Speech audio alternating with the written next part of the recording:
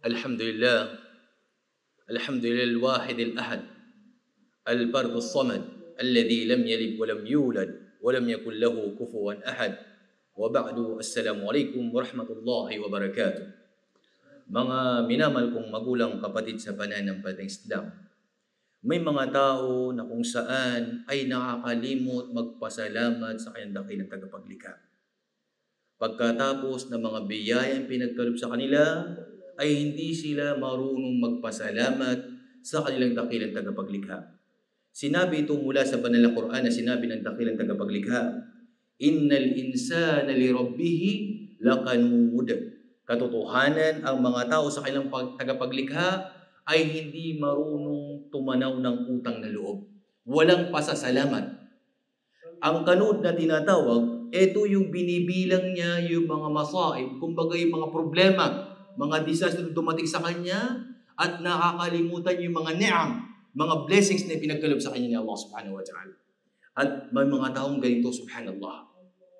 Sa kabila na ibinigay sa kanila ni Allah, biyaya, lahat na meron sa kanila, nakalimot sila sa pag-aalala kay Allah. Naging abala sila sa mga biyayang ito.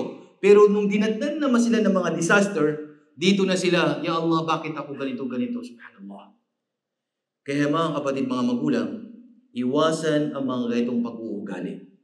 May napakagandang kwento patungkol dito sa mga salafus salih. Etong lalaki na ito, Abras o ras, kumbaga, kalbo, no? Aslah, abrasul jild, skin, maslulul kadamain wa rijlain. Kumbaga yung kamay niya ay tinatawag na paralyze, paa, kamay. Ngayon, sinasabi niya, etong tao na ito, imagine kalbo, may sakit, disease skin, paralyze ang kamay, paa. Ano sinasabi niya? Alhamdulillahilladzi faddalani ala kathirin mimman khalaqa tafdila. Na kung saan lagi niya sinasabi, Alhamdulillahilladzi afani. Alhamdulillahilladzi afani mimma ibtala kathiran minan nas. Alhamdulillah Allah, sabi niya, isinave ako, sabi niya, sa mga pagsubok na ibinigay sa mga tao na ito, subhanallah. Niligtas siya. May dumaan na isang lalaki, sabi niya, ay, wayhak, sabi niya.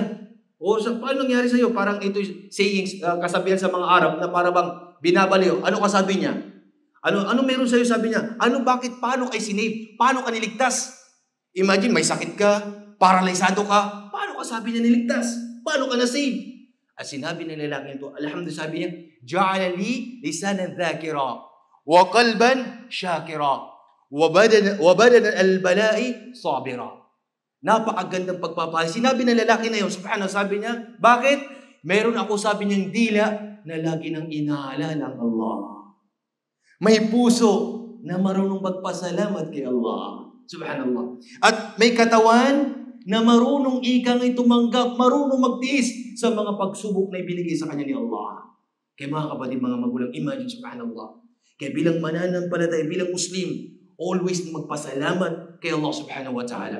Mga biyaya meron, alhamdulillah, pagpasalamat mo kay Allah at huwag mapabilang sa mga taong ika ngay binibilang o sinisisi si Allah sa kabila ng kailang mga pagsubok sa buhay nila.